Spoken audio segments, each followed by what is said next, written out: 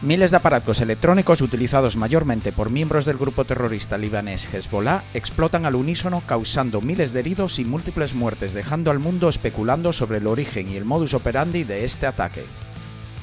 Noticia loquísima que requería de un episodio dedicado y profundo de Tierra de Hackers. ¡Comenzamos!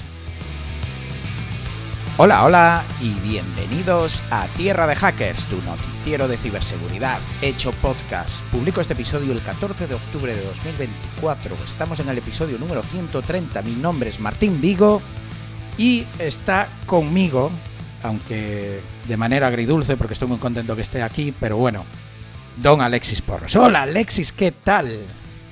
¿Cómo estamos, Martín? Una vez más contigo y con los oyentes por aquí, aunque sea de manera muy breve. Como dices, de manera agridulce, con salsa china de los platos de los restaurantes chinos, ¿no? Esa que te ponen ahí.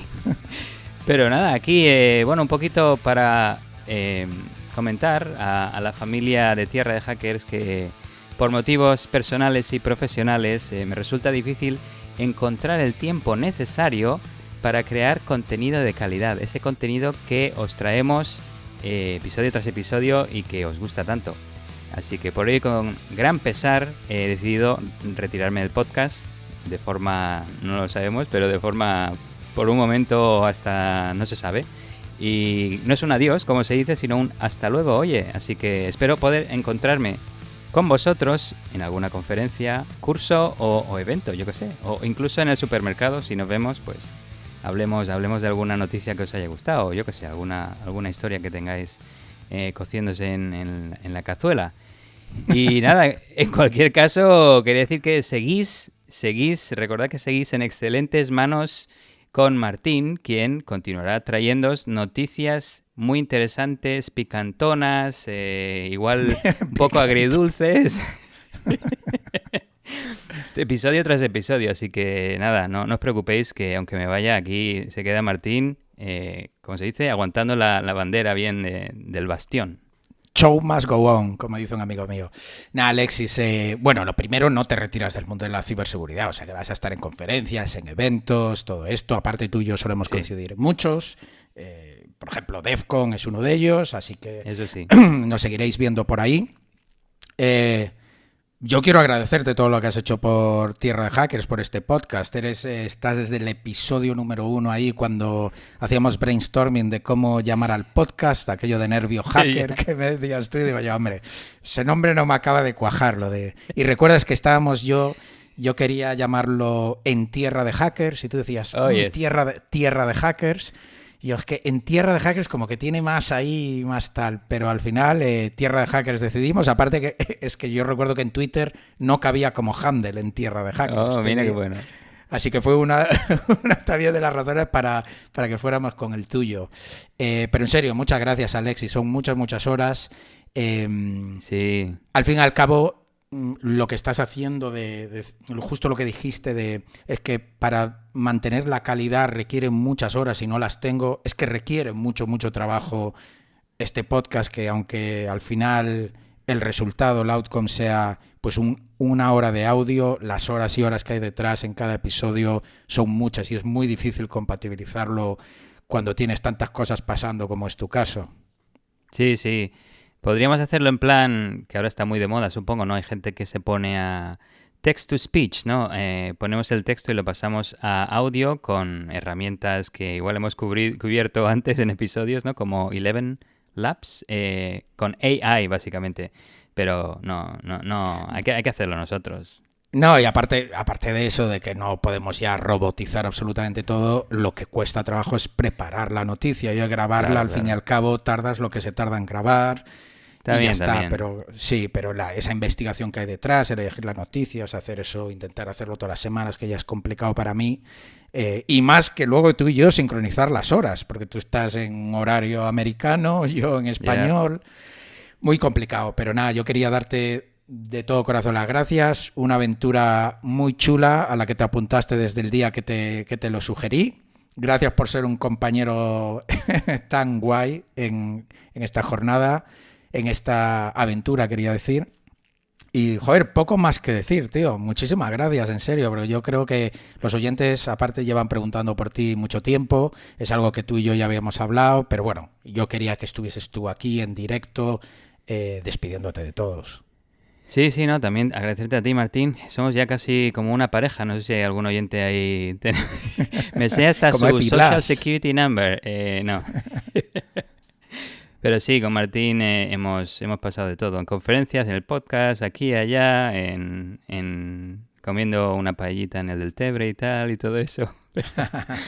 Hay que volverse a Barcelona, hay que volverse a España y así, pues mira, arreglamos lo de la franja horaria y al menos es un problema menos. Pero mientras tanto, nada, también muchas gracias a ti, Martín, por el cariño que me has dado, igual que a todos los oyentes, así que un abrazo. Pues muchas gracias por todo, Alexis.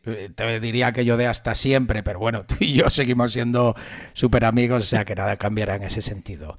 Pero seguro que nos volvemos a encontrar en estas ondas cibernéticas a través de la voz o del audio, o quiero decir, o de vídeo. Siempre hay muchos más formatos, tengo muchas ideas para esto de Tierra de Hackers, así que volveremos a vernos. Gracias por todo, Alexis. Y bueno, ahora que es mi responsabilidad absoluta seguir con el podcast, espero estar a la altura, queridos oyentes, y antes de empezar con esta noticia que es loquísima, recordaros que nos podéis contactar, por si también os queréis mandarle algún mensaje a Alexis, en nuestro email, podcast@tierradehackers.com, o por todas nuestras redes sociales, nos buscáis como Tierra de Hackers, estamos en todo básicamente, y ahí nos podéis dejar vuestros comentarios. Una cosa que os quiero pedir un favor. iVoox, una de las plataformas más importantes para podcast de habla hispana, tiene sus premios anuales. De la manera que funciona es que piden que los oyentes voten.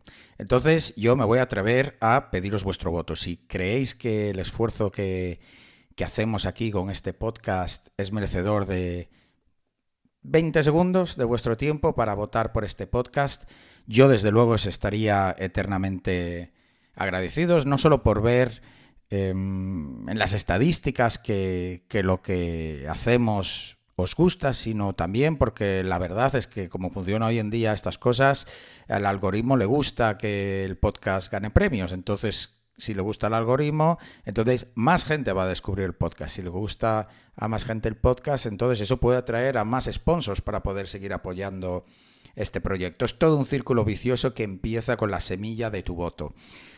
Puedes ir a tierradehackers.com/votar y ya te dirige directamente a la web de iVoox donde puedes votar por este podcast. Yo, insisto, estaría eternamente agradecido si puedes dedicar un minutillo a votar por este podcast. Muchas gracias. Luego, antes de empezar como siempre también, darle las gracias a nuestros mecenas de Patreon que ya hacen mucho por apoyar este proyecto, y esta semana quiero darle las gracias a Juan de Mato y a Ana. Ambos se acaban de unir a la familia de Patreon que apoya económicamente este proyecto. Muchas gracias por ello, es esencial. Y nuestros sponsors también. Esta semana, Internext. Internext es una de las mejores soluciones para el almacenamiento en la nube seguro, privado y de código abierto. Funciona similar a Google Drive, pero no tiene acceso a tus datos. En este caso, con Internext puedes almacenar y compartir archivos y fotos de manera segura, sabiendo que tus datos están protegidos e inaccesibles a otros. A diferencia de otros proveedores de almacenamiento en la nube, Internext prioriza tu privacidad con cifrado de extremo a extremo y sin acceso a tus datos, asegurando que solo tú tengas control sobre tu información. Además, su compromiso con el cumplimiento de RGPD garantiza que tus datos permanezcan seguros. Internext es una excelente opción para quienes buscan un almacenamiento en la nube seguro y asequible. Y ahora mismo están ofreciendo en exclusiva a los oyentes de este podcast un 82% de descuento en todos sus planes vitalicios. Así es, un solo pago para almacenar tus archivos de por vida. Puedes visitar internext.com, internxt.com, y usar el código Tierra de Hackers, todo junto, cuando vayas a finalizar la compra. De todas formas, yo os dejo un enlace en las notas del episodio, en la descripción, en la web, en todos lados. No os lo perdáis, internext.com. Y empezamos con la noticia. Es cierto que han pasado ya varias semanas desde que sucedió el acontecimiento del que nos vamos a ocupar hoy, pero ha sido tan significativo que es imposible no traerlo al podcast y además a mí me gusta traerlo completo. Y la información ha estado, digamos, desarrollándose durante estas semanas. Eso, y bueno, que me lo habéis pedido un montón de vosotros por todas nuestras redes. Los famosos beepers que explotaron al unísono a final del mes pasado en los bolsillos de mayormente miembros de Hezbollah. ¡Wow! Vi la noticia en directo, de hecho, mientras iba pasando vídeos de los incidentes, amigos con los que suelo debatir este tipo de cosas.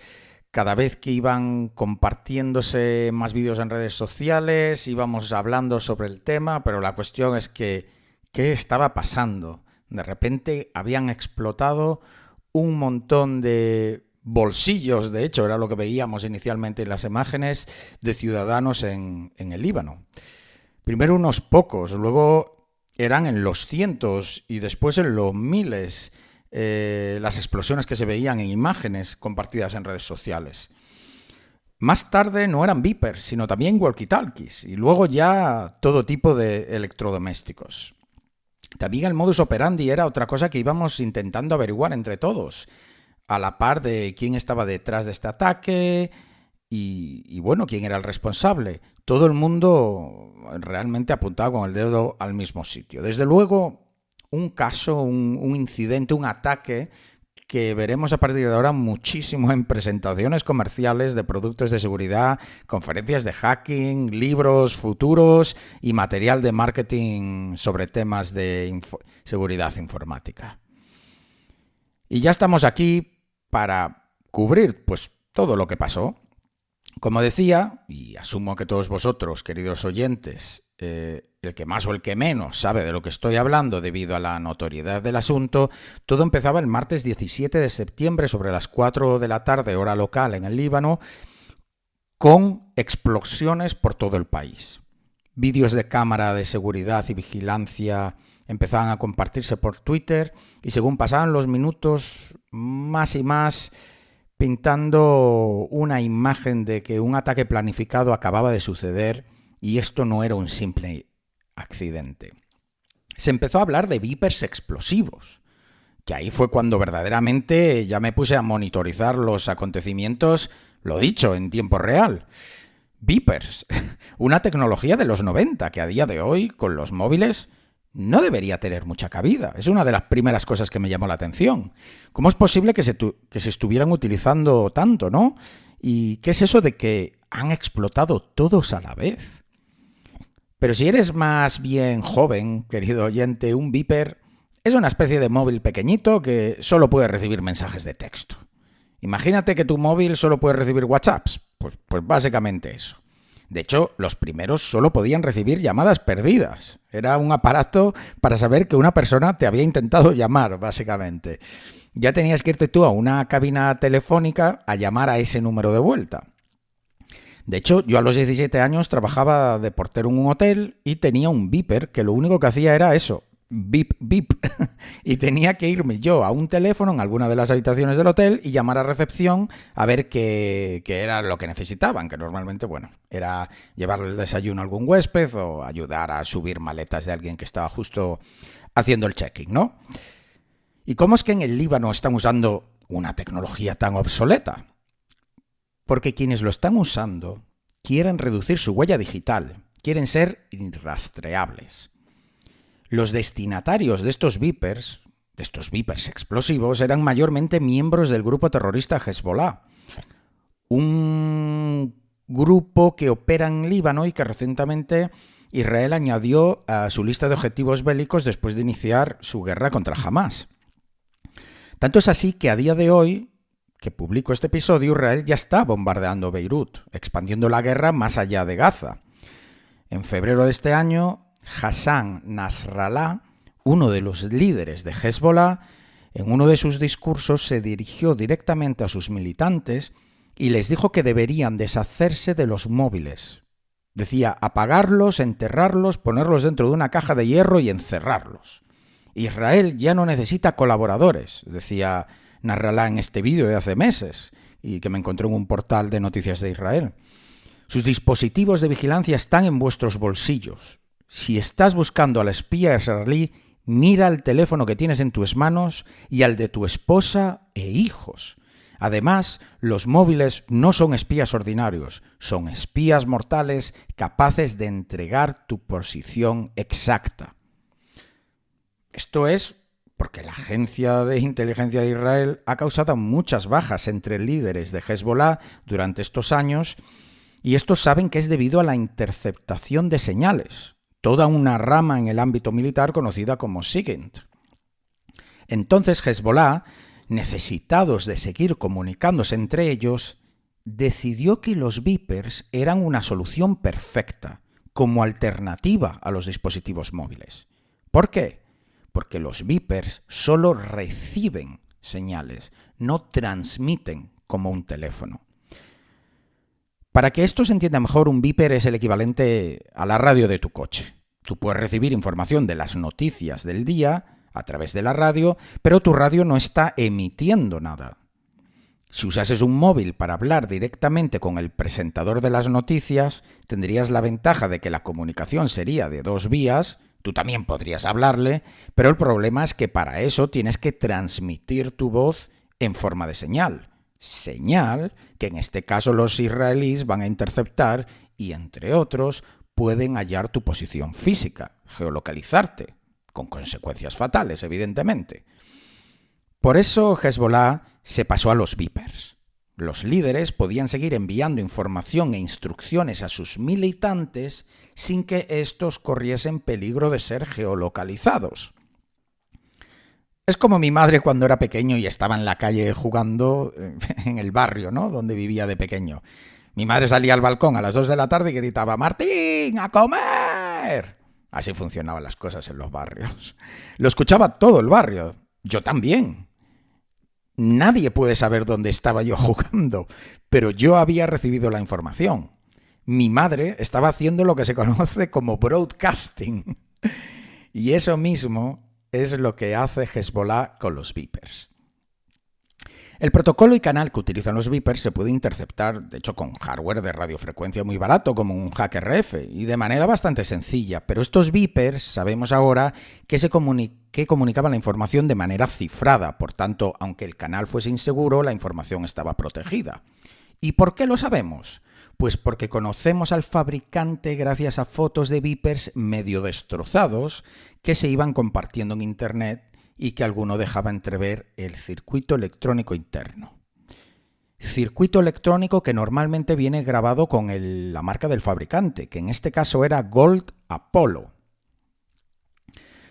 Con los rumores ya de que detrás de este ataque tenía que estar Israel, y las sospechas iniciales de que Israel tuvo que haber hackeado miles de beepers para que explotasen al mismo instante, las miradas se empezaron a centrar en este fabricante taiwanés como posible colaborador de la agencia de inteligencia israelí.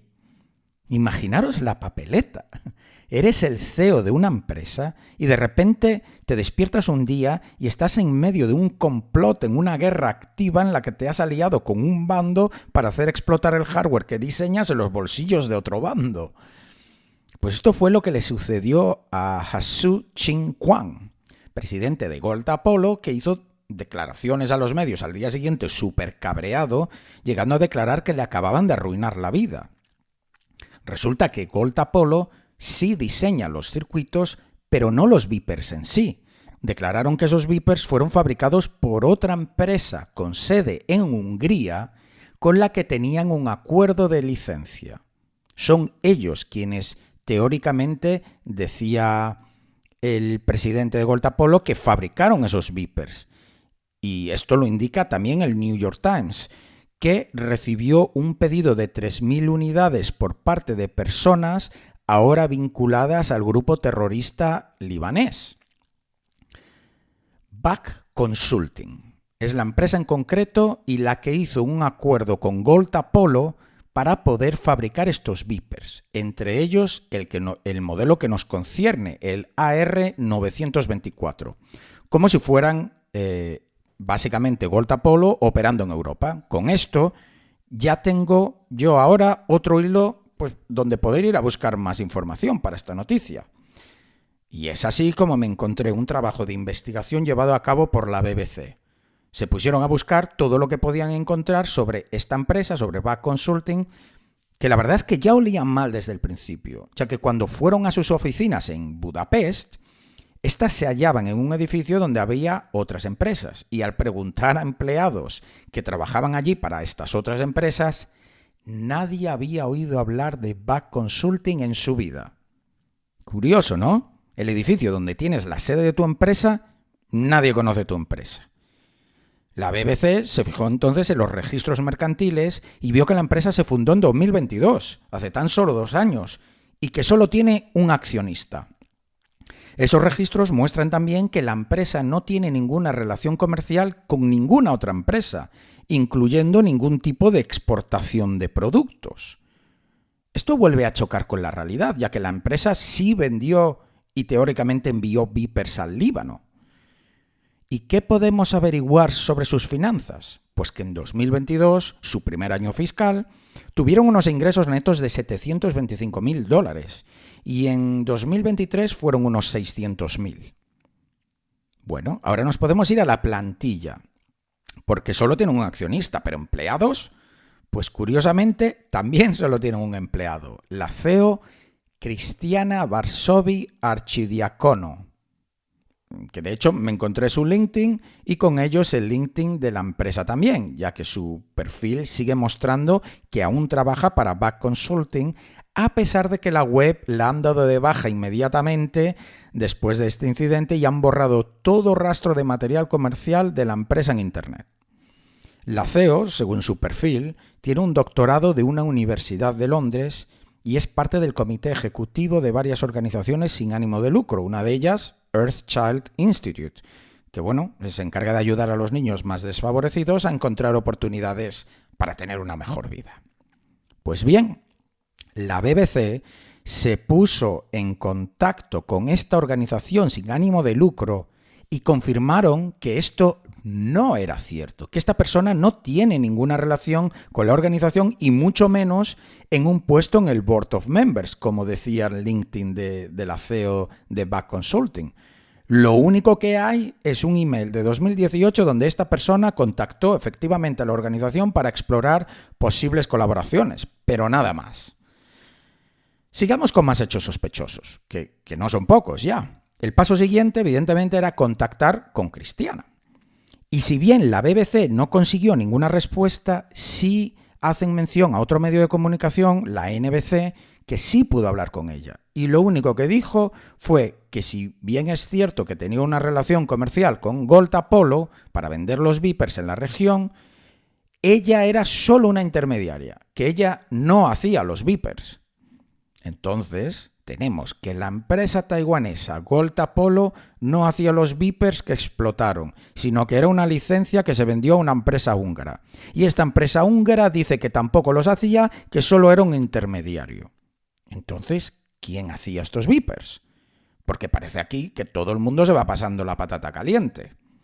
Pues a día de hoy, la Agencia de Seguridad Nacional de Hungría está investigando esto y siguiendo las pistas de unos lazos que tenía Back Consulting con otras empresas que podrían haber manufacturado los dispositivos en cuestión, se halló algo más de información. El portavoz del gobierno húngaro reafirmó en Twitter que efectivamente Back Consulting es una empresa intermediaria, sin capacidad de construcción ni operacional. Es decir, debe ser el típico que facilita, ¿no? Es yo me llevo una comisión y puedes conseguir vender aquí. Este tipo de empresas es verdad que existen, pero bueno, había muchas cosas que no cuadraban. Entonces, volvemos al punto de partida. Toca seguir investigando y es así como llegamos a Norta Global, una empresa búlgara a la que la agencia de inteligencia húngara atribuye la venta de beepers a Hezbollah. Ajá, ya tenemos quién vendió los beepers al usuario final, aunque esto no quiere decir que los hayan manufacturado, y mucho menos que hayan sido responsables de manipularlos de alguna manera para que exploten. Así que indiquemos más sobre esta empresa. ¿Quiénes son Norta Global? Pues como en el caso de Back Consulting, volvemos a encontrarnos con una estructura sospechosa. Esta empresa también fue fundada en 2022 Esta empresa también tiene su sede en un edificio donde comparte sitio con otras 200 empresas de las que nadie ha oído hablar.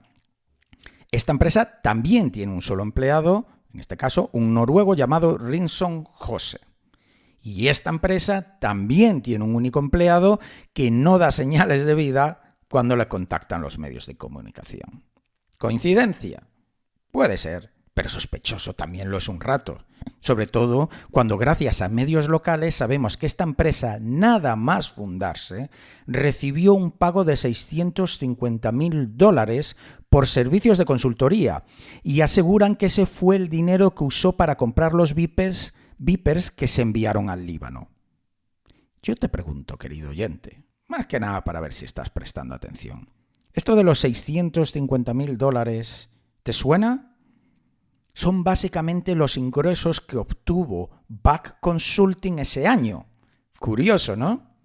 Tanto, ya que, según lo que reporta un periodista húngaro, Norta Global pagó a Back Consulting esa cantidad en 2023 y otros 600.000 en 2024. Y como lo que tenemos que hacer en toda investigación tiene que ser aquello de follow the money, ¿no? Tenemos que seguir el rastro del dinero. ¿Qué hizo entonces Back Consulting con ese dinero? Pagos a Gold Apollo y a Apollo Systems. Espera. Apollo Systems. ¿Qué es eso de Apollo Systems? Conocíamos Gold Apollo, la empresa taiwanesa que os decía al principio. E incluso podemos entender los pagos por el acuerdo de licencias que tenían. Pero Apollo Systems, además con un nombre tan parecido, ¿no? Sigamos persiguiendo el rastro del dinero. Resulta, querido oyente, que una ex empleada de Gold Apollo dejó su trabajo en esta empresa para fundar la suya propia a principios de este mismo año. Wu Yu Yen creó esta empresa con sede en Taipei que también recibió pagos, como decía, de Back Consulting. De hecho, las autoridades taiwanesas interrogaron a esta persona en conexión con los ataques al Líbano. Apollo Systems es una empresa que tiene un solo empleado, cuya dirección está en un coworking y de reciente creación. Volvemos a encontrar el mismo patrón que las anteriores. Curioso, ¿verdad? Y por supuesto, como las empresas anteriores, las webs de esta empresa han sido dadas de baja, aunque gracias a que había copias en sitios como Internet Archive, sabemos que esta empresa se vendía como un fabricante con sede en Taipei y distribuidor con sede en Hong Kong. Si ya os dije que sus oficinas de la supuesta fábrica en Taiwán eran un coworking, la dirección en Hong Kong que listaba en su web directamente ni existía la empresa allí. Parece que hemos llegado al fabricante sin fábrica y almacén logístico aparente. Eso sí, no existía tampoco el almacén. Pero ¿tenemos algún dato más que corrobore esto?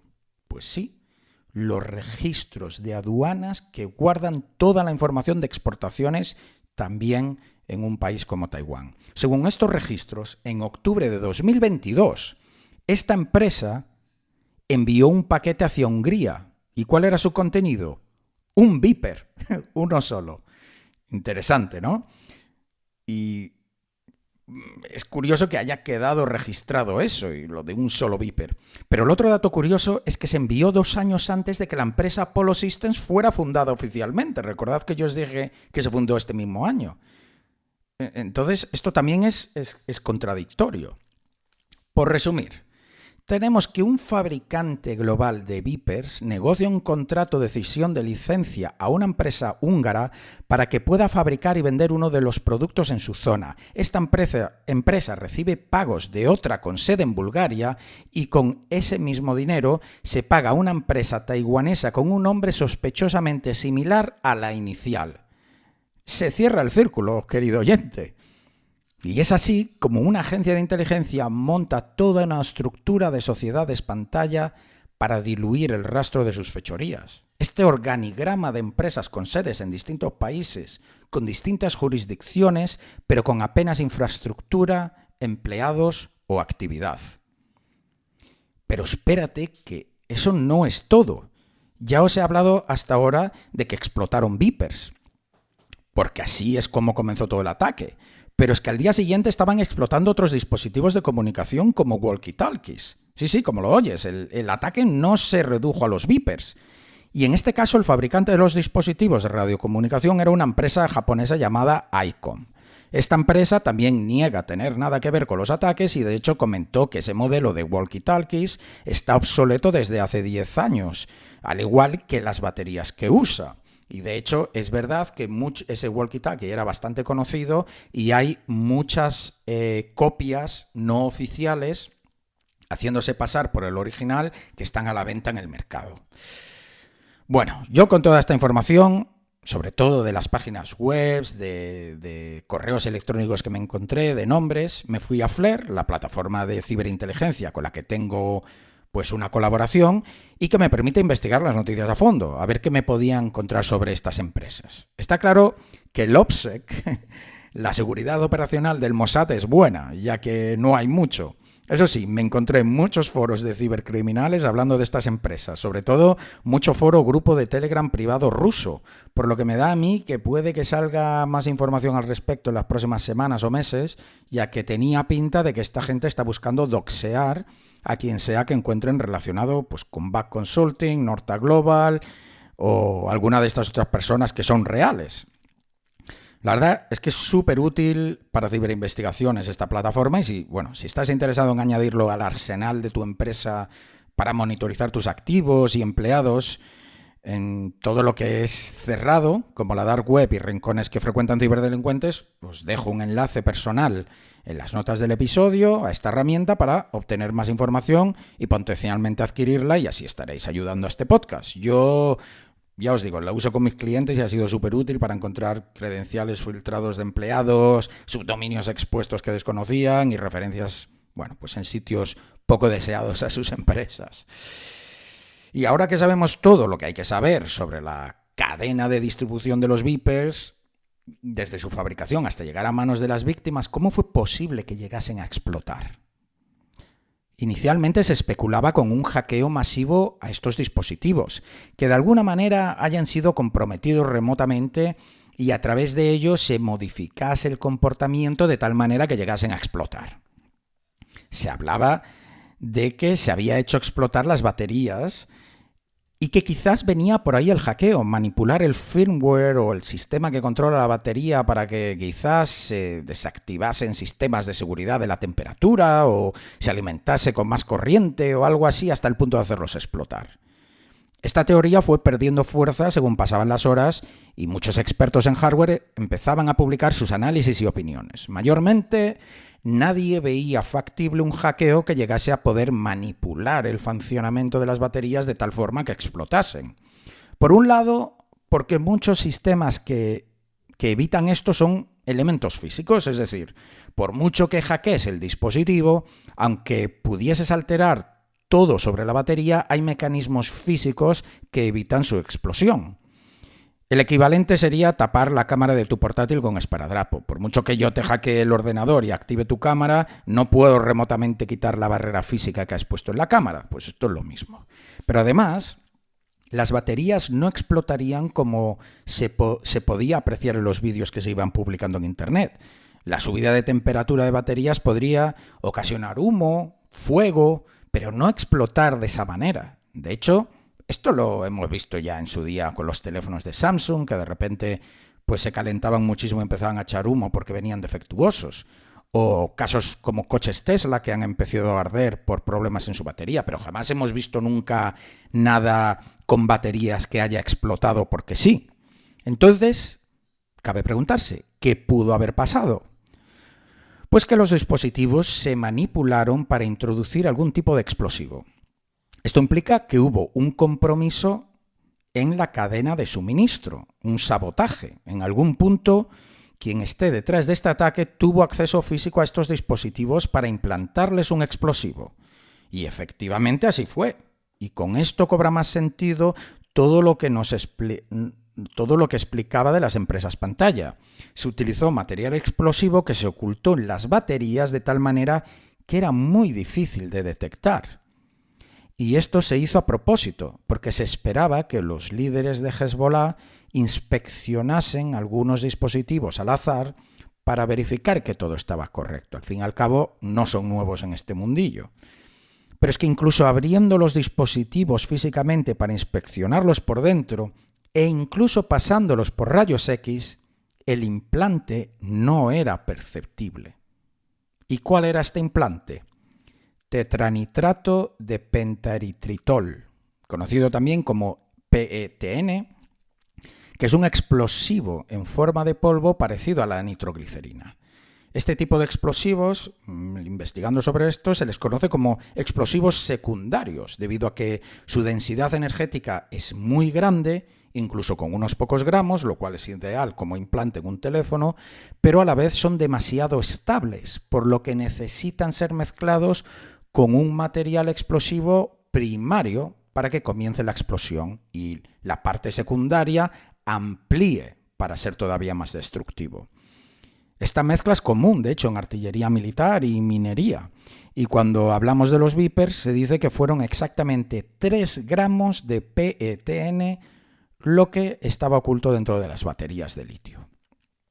Pero para todo explosivo tiene que haber un detonante, algo que inicie la reacción en cadena. Un mechero para la pólvora, por ejemplo. Pero para esto, ¿qué podría ser? Pues se necesitan unos 150 grados de temperatura, grados Celsius de temperatura. Y se especula que pudo hacerse de 2 maneras. Se sabe por los vídeos que todos los Vipers que explotaron recibieron un mensaje segundos antes. Esto es porque se ve en las imágenes como los afectados cogían los Vipers justo antes de que explotasen. Entonces, este mensaje pudo haber sido especialmente diseñado para elevar la temperatura de las baterías y hacer que el explosivo reaccionase. Otra teoría, dado que esta la ven un poco imposible varios de los expertos que estuve leyendo, es que seguramente había algo en la circuitería que crearía un pequeño arco eléctrico similar con la recepción de un mensaje específico. Esto sería posible, desde luego, si tenían acceso físico a los aparatos que necesitaban sí o sí para implantar el explosivo. De hecho, leí por ahí que seguramente diseñaron placas de circuitería similares a las originales, pero con las modificaciones para incluir el detonante. Así, es mucho más fácil meter el implante en los dispositivos, ya que simplemente abres la carcasa de plástico de fuera, sacas la placa para meter la tuya directamente en vez de, digamos, tener que abrirla y soldar componentes electrónicos en la placa original. Lo mismo con las baterías. Para mí esto tiene mucho sentido como modus operandi.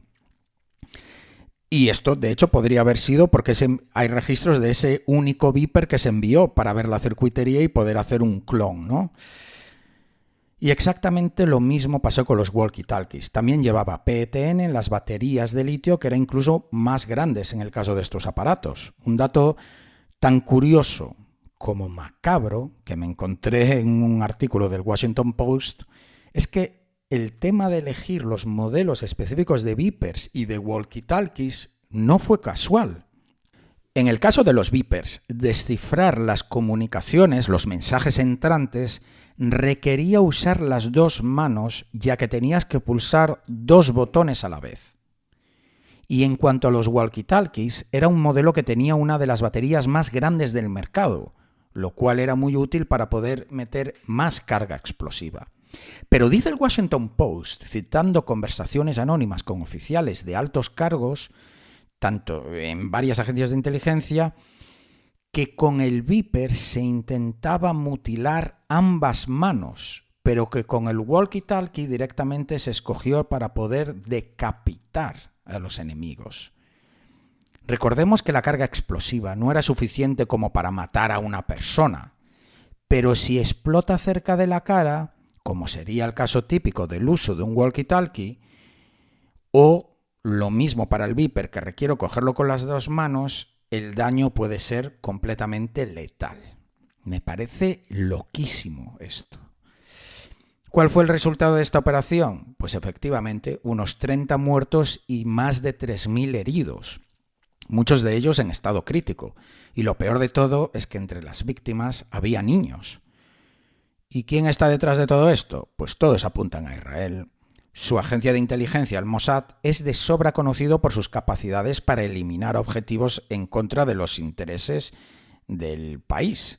Además, Israel, con su guerra vigente actual, es la que más motivación tendría para llevar a cabo este ataque, sobre todo ahora que ya están bombardeando Líbano. Israel nunca confirmó su autoría, pero tampoco la negó. Simplemente se limitó a decir que sus objetivos no cambiaban y eliminar a Hezbollah seguía siendo una prioridad. Pero además el Mossad, hay de decir que tiene un buen historial de uso de implantes explosivos también.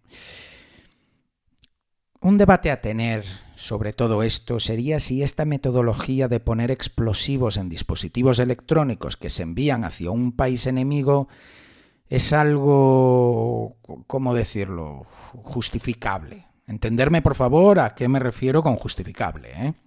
Seguimos hablando de guerra y muertes, en muchos casos de inocentes. Nada de esto es justificable. A lo que me refiero es a que dentro de lo que sucede durante un conflicto bélico, estamos acostumbrados a bombardeos, lanzamientos de misiles por encima de la frontera hacia objetivos en suelo enemigo. Esto es otra cosa. Aquí implantamos los explosivos en material que se envía al país y que no estaría garantizado que todos los dispositivos acaben en manos de objetivos, de enemigos. Perfectamente la población civil puede haber comprado uno de esos Vipers o walkie-talkies. Esto lo sabemos porque ha habido inocentes que nada tienen que ver con Hezbollah que han sido heridos o, como os decía, incluso la muerte de niños. Buscando un poco de información, encontré testimonios que hablan de, por ejemplo, un médico que tenía el Viper en la mano y cuando lo miró con la llegada del mensaje le explotó en la cara y se quedó ciego de un ojo porque se le clavaron varios cristales de las gafas en la retina.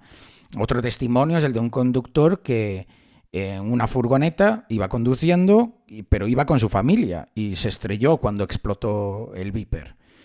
De hecho, podríamos incluso plantear la posibilidad de que haya muchos dispositivos con todavía material explosivo oculto en las baterías, recordemos que eran solo 3 gramos en el caso de los Vipers, pero que no recibieron el mensaje fatídico, porque quizás, bueno, por un lado el Mossad sabía que ese Viper no lo tenía un miembro de Hezbollah, o simplemente pues no llegó a explotar por algún fallo.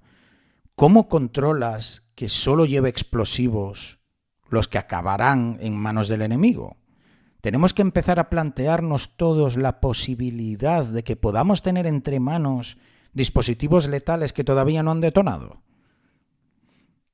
Luego está el contraargumento. Aquí sería que en vez de un bombazo en medio de Beirut, que seguramente mata a muchos inocentes, como ya hemos visto a lo largo de esta guerra, tendría mucho más daño colateral que un ataque como este que en principio solo afecta a Vipers pedidos exclusivamente por Hezbollah.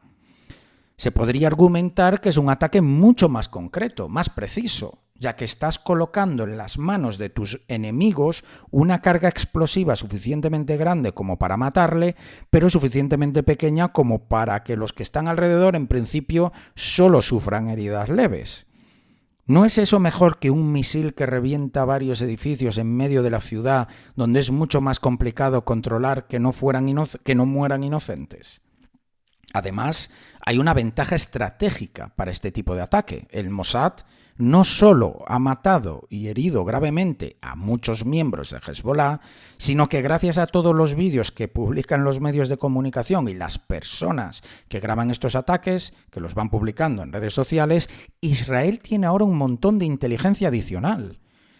Pensadlo, pueden saber que esos Vipers eran un pedido de Hezbollah, pero no saben exactamente identificar a todos los miembros de este grupo. Ahora, gracias a los cientos de vídeos de personas afectadas, pueden poner cara a los heridos y asumir que son miembros de Hezbollah. Y os garantizo que eso es exactamente lo que están haciendo. De hecho, buscando sobre esta idea, me encontré un tuit de un analista que decía precisamente esto, que Israel iba a estar monitorizando no solo los vídeos, como decía, sino los registros de entradas a hospitales, comunicaciones electrónicas con las víctimas, registros médicos. Comentaba que Israel va a hacer un grafo social de miembros de Hezbollah. Sus amigos, familiares, parejas, compañeros de trabajo, vehículos, hogares. todo lo que se vean estas imágenes. Y es que tal cual lo definió como imaginarse que estás en una habitación totalmente a oscuras, que tiene un árbol de Navidad con todas sus lucecitas en el medio, pero está desenchufado. Este ataque es el equivalente a enchufar las luces e iluminar a cada miembro de Hezbollah.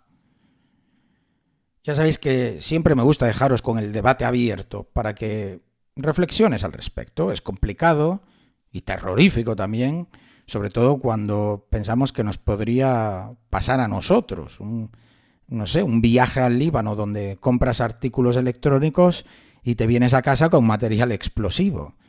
Y es que, por ejemplo, el tema de los implantes en los walkie-talkies, leo que se venía planeando desde 2015, que esto no es un tema de hace unos meses porque empezó la guerra. Y si creéis que el Mossad es la única agencia de inteligencia que puede controlar la cadena de suministro, os dejo con todos los otros enlaces, uno al Twitter de Snowden, donde muestra una foto de documentos internos top secret de la NSA, donde se muestran imágenes de cómo operarios abren paquetes enviados por correo ordinario para meter implantes en dispositivos. Normalmente se conoce más de la NSA que hacen implantes a nivel electrónico, pues para controlar, por ejemplo, servidores, tener una puerta trasera, ¿no? Más para espionaje que para aniquilar enemigos. Os digo más, en DEF CON, la mayor conferencia de hackers del mundo y donde yo llevo asistiendo los últimos 12 años, tienen literalmente un laboratorio donde puedes ir a practicar exactamente esto. Abrir paquetes sin que se note, quitar precintos y volverlos a colocar. Es el Tamper Village y la verdad, si no has estado, te recomiendo que pases porque está súper chulo y puedes tú mismo ahí ver lo fácil que sería si tienes acceso físico a paquetería, aunque esté precintado, poder abrirlo, manipularlo y dejarlo todo como estaba para que parezca que ahí nadie ha tocado nada. Hemos llegado al fin, querido oyente. Como decía al principio, os avisaba, esta es una noticia que, vaya locura, que nunca me hubiera gustado dar, porque al fin y al cabo esto está relacionado a una guerra activa donde está muriendo mucha gente. Pero ya os digo que esto lo vamos a estar viendo en muchos libros, porque si bien todos conocíamos este tipo de vectores de ataque que afectan a la cadena de suministro, conocíamos que las agencias de inteligencia controlan el correo ordinario, aquí hemos visto cómo se ha utilizado para eliminar al enemigo de manera masiva. Una locura y algo que estaremos leyendo sobre todo durante los próximos años, seguramente en, como decía, material de marketing, libros y de todo, y informes de inteligencia. Os dejo un montonazo de enlaces en las notas del episodio. Gracias por estar ahí hasta el final.